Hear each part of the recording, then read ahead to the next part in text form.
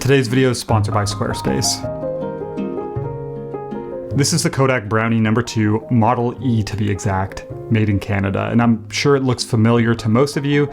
You see these things absolutely everywhere. And that's because after being released in 1901, Kodak went on to sell millions of copies of the Brownie number 2 worldwide. And it was also the first camera to ever use 120 film. This is a camera that up until very recently, I paid zero attention to whatsoever. And my reason for buying it isn't as like a gimmicky thing to make a video about for YouTube. I'm actually genuinely interested in using this.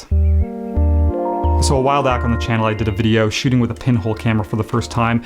And the reason for trying that out was to potentially use it as a tool for some select images for my Slate City project up in North Wales, something that could kind of give me like a bit of a unique dated look. And that was really inspired by some of the archival images I came across when I was doing research for the project. And in the comments on that video, someone had mentioned about using a Brownie instead. And like I said, knowing nothing about these cameras, I didn't know that they use 120 film, or at least the number 2 models. And that obviously still makes it a very usable tool, and certainly something that I'm assuming will give you a unique look. So the plan today is just get out around here. This just came in last week. I haven't tried it yet.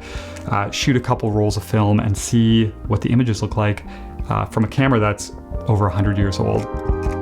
So as mentioned, the Brownie number 2 was first released in 1901, and this came after the original Brownie, which used 116 film. The big change with the number 2, as mentioned, was that it used and also introduced 120 film to the world with a 6x9 frame size. It's a very simple camera, as you could imagine, essentially a box with a single element meniscus lens with 3 different aperture settings, f11, 22, and 32, all selectable by a metal pull tab on the front. And it has a fixed shutter speed of a 50th of a second, and also gives you access to a bulb style mode, also via a pull tab.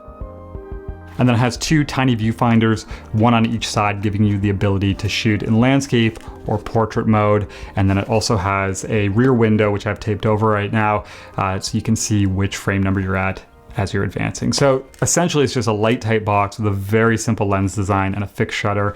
And it's the lens that I'm most curious about, just to see what kind of look this is gonna give to the images. So just picked up some Ilford FP4. This is the film that I'm using for the project, for most of it at least. So we'll figure out how to load this thing right now, and then we'll head out, make some images. All right, so I read some instructions online. We're gonna see how this goes. So pull this back tab to open up the rear of the camera. And this whole compartment slides out, which I have removed already. But first, I have to back wind this winding knob, and then it pulls out a bit. And this just pops out. I think my camera is a bit warped, probably because it's incredibly old. Because this does come out, it's just a bit stiff. So we'll move this down to the bottom.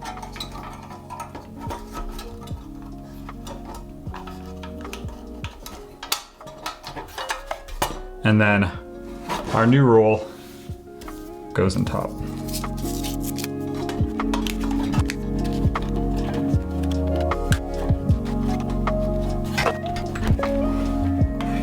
Start winding it a bit more. Looks fairly good.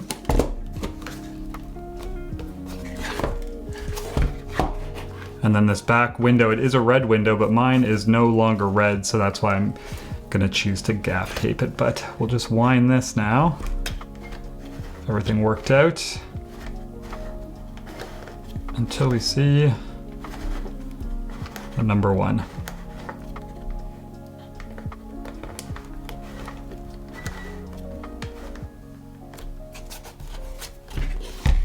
Ready to shoot?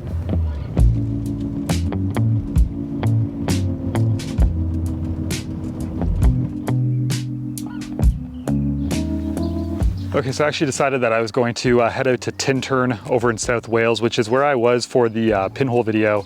Thought it'd be interesting to use this in a similar situation, but figured on the way I was gonna stop here first. This is this old, really small church kind of in the middle of a farmer's field. I saw this on Google Maps ages ago and I've been wanting to come out here, so I figured maybe kick things off here, shoot a couple frames with the Brownie. Gonna meter, not that it really matters considering my aperture and shutter speed, or well, shutter speed's fixed. A little bit of room to play with the aperture, but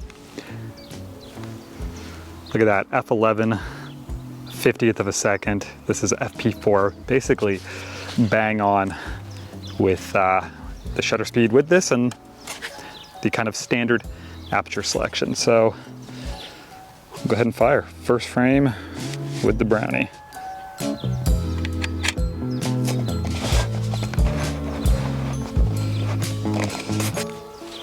One in the bag. Very simple camera to work with, and honestly, the world's worst viewfinder. We're spoiled nowadays. Just to give you an idea of what framing with this thing looks like. The tiniest waist level finder in the world.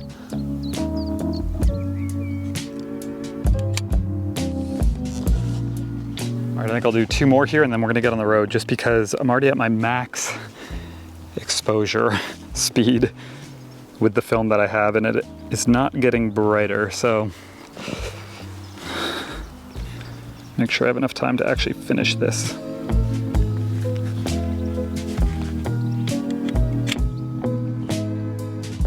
Okay, we'll do one more here, portrait style. Good to see the shutter on this thing. It's rotary, so it's basically just down, triggers it, then up, triggers it, then down, and over and over and over. But this is all you get.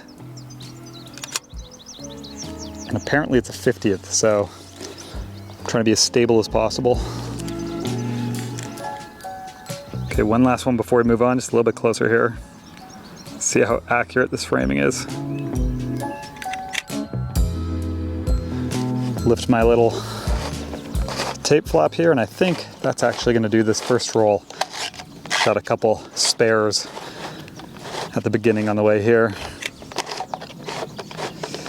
One roll down, 8 frames, 6x9. Most interesting camera I've ever used. That is for sure.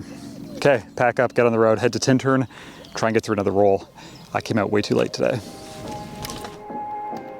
So just have to take a quick break to talk about the sponsor of the video, which is Squarespace.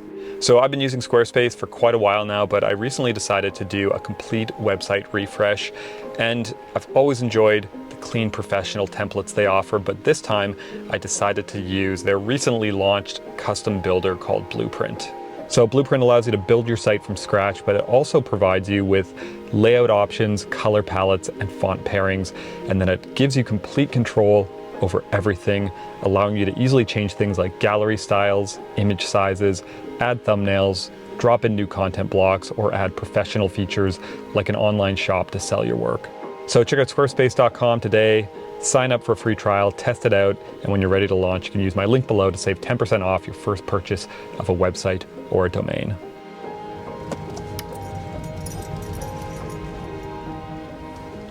Okay, another quick pit stop. Still on the way to Tintern, but this is the Severn Bridge.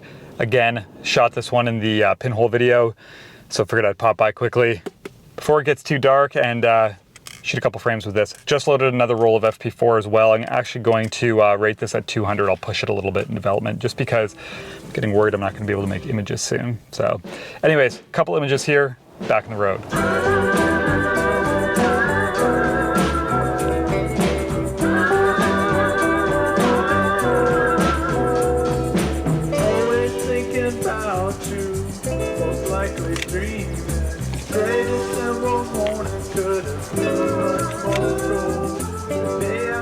I gotta say, I'm very, very curious to see how accurate my framing is.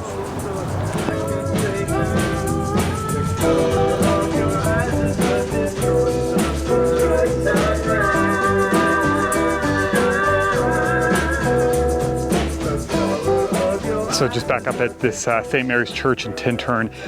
You forget how much things change here. When I was out doing the pinhole shots, none of this kind of growth was here. It was a little easier to shoot, so this is completely different. Kind of forgot how much different it would be. But gonna try and make a few images anyways. The sun is coming out, the clouds are leaving, which is gonna buy me some more time with this, which is exactly what I need.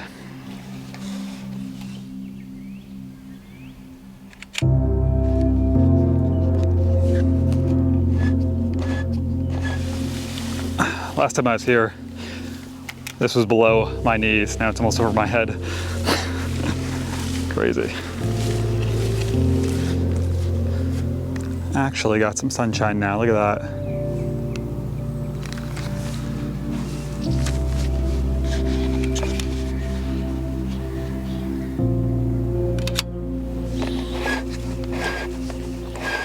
Hoping my gaff tape holds up here.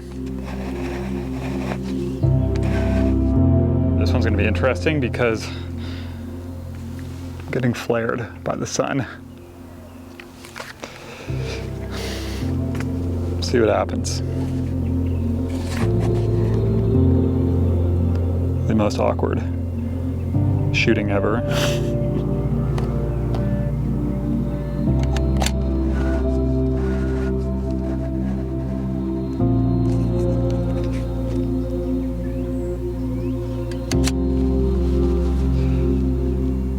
All right, that's gonna do it for this spot. Difficult one to shoot. It's almost 2 rolls I got through. Pretty quick, obviously missed a couple frames as well, but I think gonna head out. I would love to shoot one more. I'll see if there's anything else on the way home, and if not, then might run out tomorrow morning really quick. My local area, blast through another roll, and then see what it's like. Very curious. Okay, so pretty interesting results from the Brownie, and this was a fun one to do. And you know, the images certainly have a look to them, like a very dated look. I processed these scans or converted them with Negative Lab Pro. I used one of their presets. I think it's like a Selenium preset. I used the same one for the pinhole images.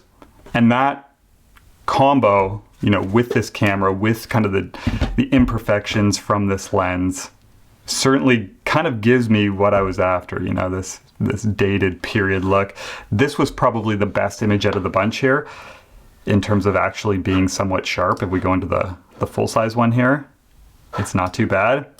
And then obviously when you get out to the edges or even anywhere away from the center frame, it gets really soft and has quite a look to it. But it was fun, but for whatever reason, I would say like the majority of these images were quite soft.